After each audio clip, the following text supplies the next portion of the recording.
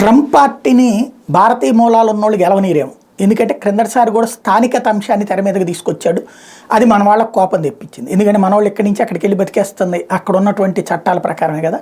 అవకాశం ఇప్పుడు మళ్ళీ ఈయన వస్తే ట్రంప్ తరపున వివేక్ రామస్వామి స్టేట్మెంట్ ఏంటంటే 75% ఉద్యోగాలు స్థానికులకే అన్నటువంటి పాయింట్ మరొకసారి హామీ తెర మీదకి తీసుకొచ్చాడు. అట్లాగే FBI వాళ్ళకి సంబంధించినటువంటి దర్యాప్తు ఏజెన్సీని శాశ్వతంగా రద్దు చేస్తానని ప్రకటించాడు.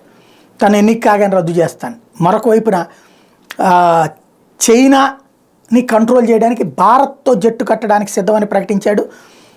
చైనా ఆర్థిక వ్యవస్థని కంట్రోల్ చేసేటటువంటి బాధ్యత భారతదేశానిదే అన్నటువంటి కాన్సెప్ట్ని తెర మీదకి తీసుకొచ్చారు. మరొక వైపున రష్యా ఉక్రెయిన్ని ఆక్రమించుకోవడానికి సహకరిస్తాము, ఎట్లాగూ అంటే చైనాని దెబ్బతీయడానికి కనుక ఓకే అంటే, చైనాని దెబ్బతీసేందుకు తైవాన్ విషయంలో చైనాని దెబ్బతీసేందుకు కనుక రష్యా ఓకే అంటే అప్పుడు రష్యా ఉక్రెయిన్ని స్వాధీనం చేసుకుని మేము అడ్డుపడబోము అని చెప్తున్నాడు ఆయన.